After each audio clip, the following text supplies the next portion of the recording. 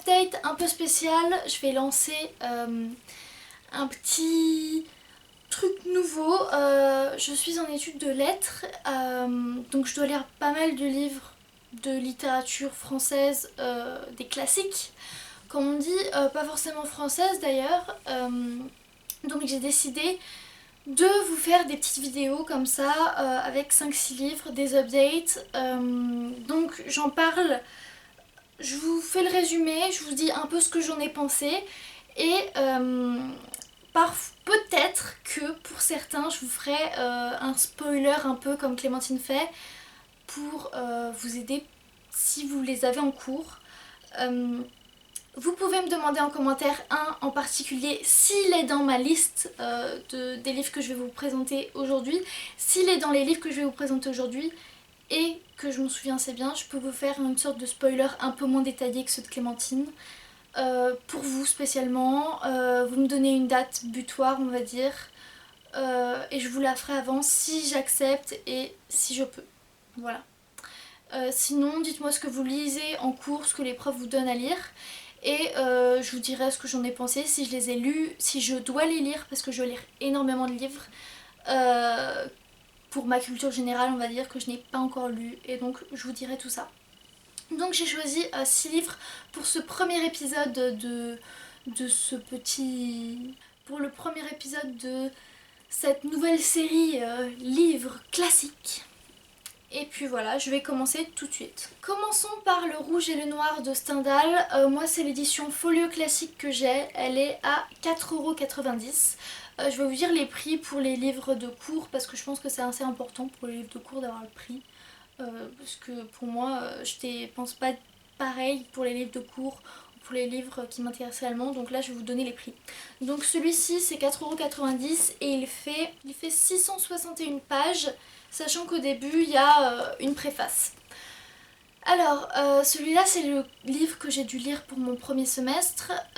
C'est l'histoire de Julien. Julien qui est le fils d'un riche artisan, on va dire. Donc pas si riche que ça, mais pour un artisan, voilà, c'est pas mal. Et il est engagé pour être précepteur des enfants du maire. Donc Monsieur de Rênal et Madame de Rênal. Donc il va enseigner à ses 2 enfants et c'est l'histoire d'un homme qui rencontre 2 femmes dans sa vie. Il y a d'abord Madame de Rênal et ensuite Mathilde. Donc il y a 2 livres.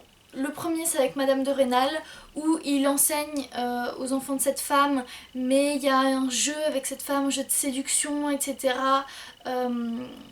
Il se sert un peu d'elle parce que il veut être plus haut socialement, s'élever, et dans un sens il veut être flatté, dans un autre sens il déteste l'aristocratie pour ce qu'il représente, etc. Et dans le deuxième livre nous avons Mathilde qui est une jeune demoiselle,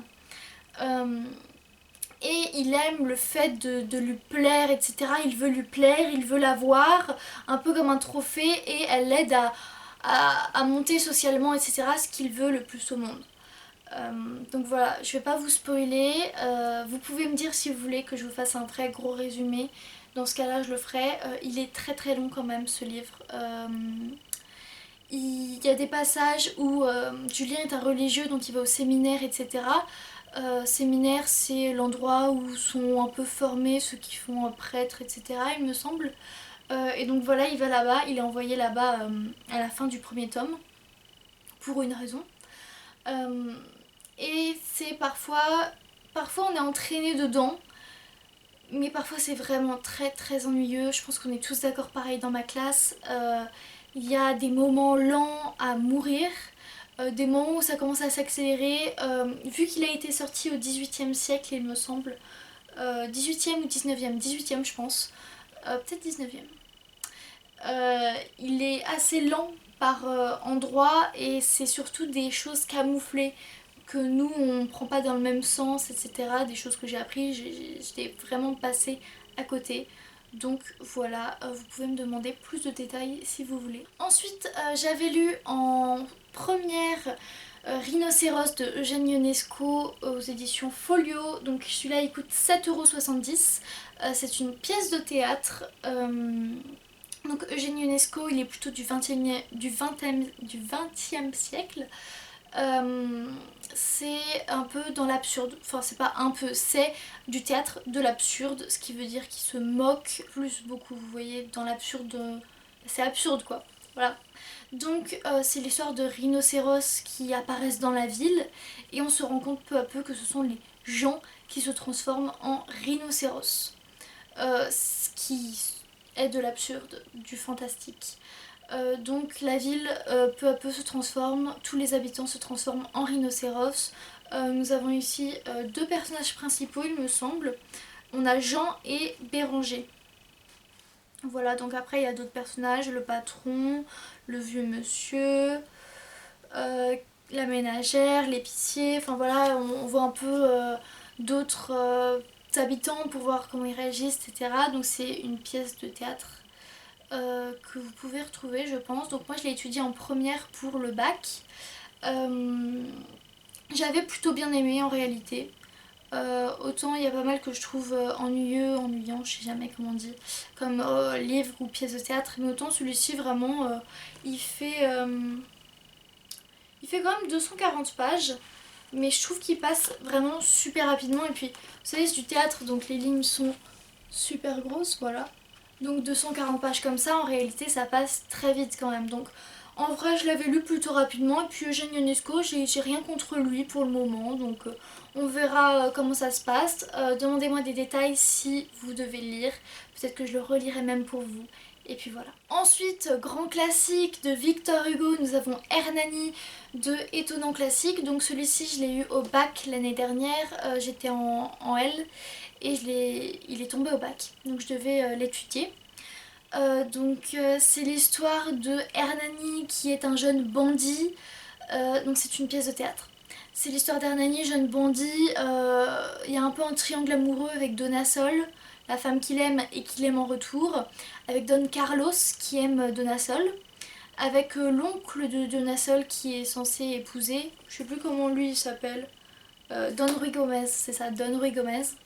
Donc on a 5 actes comme le veut la bienséance à cette époque-là.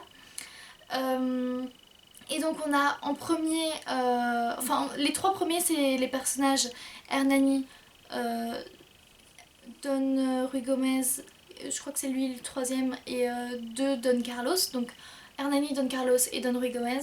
Et après on a un peu l'espace, le temps, enfin après les deux derniers se mélangent un peu, mais les trois premiers c'est sur des personnages. Donc Don Carlos c'est le roi, enfin il va devenir roi. Hernani c'est le bandit, ils sont tous les deux en conflit à cause de leur famille, etc. Donna Sol elle se retrouve un peu au milieu de tout ça parce qu'elle doit épouser son oncle mais elle aime Hernani et Don Carlos l'aime, enfin voilà il y a grand quadruple amoureux. Et donc voilà, ce sont des batailles pour les gentilshommes, l'honneur et je ne sais quoi et je ne sais quoi. Donc c'était... il coûte 3 € pile à l'édition Flammarion, Étonnant Classique, et il fait, sans compter le dossier, il fait à peu près 240 pages. Sachant qu'il y a des images de la pièce de théâtre au milieu. Voilà. En bas on voit des personnages de la pièce de théâtre. Donc ce tome-ci, oui, ça passait. Vraiment, il y a pire. Après, c'est du Victor Hugo, donc forcément, c'est très connu pour la culture générale. Voilà. À savoir que ça compte pour Hugo parce que Hernani, par exemple, c'est la ville où son père était quand il servait, quelque chose comme ça. C'est juste qu'il a rajouté un H devant Hernani. C'est une ville en Espagne, il me semble. Voilà. C'est aussi un roman, le premier roman vraiment romantique qui va contre la règle de Troie, etc. Enfin bref. Voilà, donc si vous voulez que je vous en parle, je peux faire des petites recherches dessus parce que j'ai oublié depuis le bac. Et je peux vous faire un spoiler si vous voulez. Ça prendra peut-être un peu de temps par contre. Ensuite, j'ai lu Ulysse et l'Odyssée. Donc ça, c'est de Homère, adapté par Martine Lafon aux éditions Le Livre de Poche. Il coûte 4,95 € et il fait 186 pages. Donc voilà, c'est C'est un petit roman, je pense qu'on peut dire, oui. Donc c'est plutôt du facile à comprendre. Parfois il y a du langage, voilà, mais c'est plutôt facile à comprendre. Donc c'est l'histoire d'Ulysse qui, après la guerre de Troie, essaie de retourner chez lui pour retrouver sa femme et son enfant, mais les dieux grecs mettre plein de choses en travers de son chemin et il n'arrive jamais à rentrer chez lui, etc. Donc on voit tout ce périple que Homère a écrit avant Jésus-Christ, il me semble. Je dis peut-être des grosses conneries parce que vraiment les dates, etc. Mais il me semble que c'était avant Jésus-Christ, donc que ça a été écrit. Donc c'est vraiment super vieux. Bon, ça a été un peu remis à la page niveau texte, je pense. Parce que quand même ça me paraît chaud sinon. Mais voilà, c'est quand même assez intéressant. On revoit un peu les dieux grecs. Moi, c'est quelque chose que j'aime beaucoup. D'ailleurs, vous allez voir plusieurs livres comme ça, dont dans l'épisode 2 que vous verrez des livres classiques, parce que je suis un peu des choses de mythologie aussi. J'ai eu un cours de mythe et littérature. Donc voilà, c'est intéressant, c'est bien pour la culture. C'est au programme de 6ème, il me semble, au collège. Du moins, c'était le cas à mon époque. Et puis voilà, c'est assez enfantin, facile à lire, c'est bien pour la culture. Ensuite j'ai lu Macbeth de Shakespeare, donc je l'ai pris aux éditions Folio Classique parce qu'il coûtait 2 € et il fait à peu près 145 pages on va dire, donc c'est une pièce de théâtre mettant en scène Macbeth, donc c'était... moi je l'ai lu pour faire un exposé sur les moires, donc c'est les parcs, les trois vieilles, vous savez, comme dans Hercule qui coupe le fil de vie, etc. Donc moi je voulais... Enfin il fallait que je fasse un exposé là-dessus. Et dans cette pièce, nous avons 3 femmes qui sont inspirées, je pense, des moires. Donc je l'ai pris comme réécriture. Pour l'histoire, c'est celle de Macbeth qui veut être roi, etc. Je sais plus très bien, il veut être roi et du coup il défie le roi d'Écosse, etc. Donc il y a pas mal de personnages. Attendez. Donc ouais, il y a pas mal de personnages. Donc il y a des nobles écossais comme Lennox Ross, Angus. Il y a Macbeth qui est général au début, puis après il finit par réussir à être roi d'Écosse. Il y a le roi d'Écosse Duncan, ses fils Malcolm, Donalban, enfin bref. Donc il y a des meurtres dedans. Oui, en fait c'est un peu la cupidité de Macbeth qui veut être roi et il se sert un peu de tout le monde pour arriver à ses fins. Je pense que c'est pour ça qu'il y a un serpent sur la première de couverture parce que il est, euh, il est venimeux, vous voyez, il fait tout pour arriver à ses fins.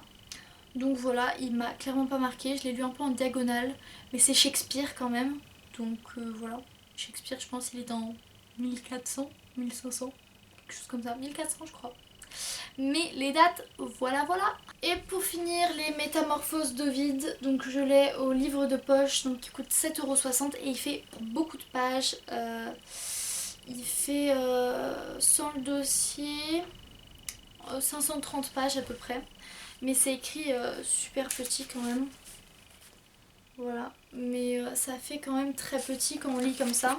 Donc ça c'est un peu les histoires de Ovide qui est un des précepteurs des dieux grecs, du moins qui les met à l'écrit, parce que ça existait déjà bien avant ces légendes-là, mais lui il les écrit et donc on voit un peu ce qu'il dit, etc. Donc on peut retrouver Athéna, etc. Donc c'est sur les dieux grecs, mais c'est vraiment pas une lecture facile. Je me suis arrêtée là. Donc j'ai lu 100 pages. Je pense que je devrais le relire pour ma culture plus tard, mais pour le moment je me suis arrêtée. C'est dur à lire, il faut vraiment être super concentré, mais si vous avez des recherches à faire sur les dieux grecs, etc., ce livre c'est un des incontournables. Lui et un autre tome que vous verrez dans l'épisode 2 de Livre classique. Vraiment c'est pour en savoir beaucoup sur les dieux grecs, etc., romains. Mais sinon ça n'a pas grand intérêt à part se renseigner très précisément là-dessus. et avoir les bases, les fondements un peu de ça, parce qu'il y a toujours plusieurs versions, c'est pas vraiment qu'est-ce qui était raconté, parce que lui dit ci, lui dit ça, enfin voilà. C'en est fini pour cet épisode de livre classique. Vous aurez un deuxième tome, mais vous pouvez dire en commentaire si vous voulez que ça s'arrête à 2. Si ça vous plaît, si ça vous plaît pas comme concept, si ça vous intéresse pas du tout, très bien, j'arrêterai, je lirai mes livres de cours de mon côté. Si ça peut vous servir, si ça quelques livres qui vous intéressent, si vous aimez lire ça, et ouais, si vous avez besoin d'aide, etc. Peut-être qu'il y en a que je connais, peut-être que je peux vous aider, donc voilà. Donc je vous souhaite de joyeuses lectures, de bien réussir en classe, et je vous dis à bientôt. Ciao!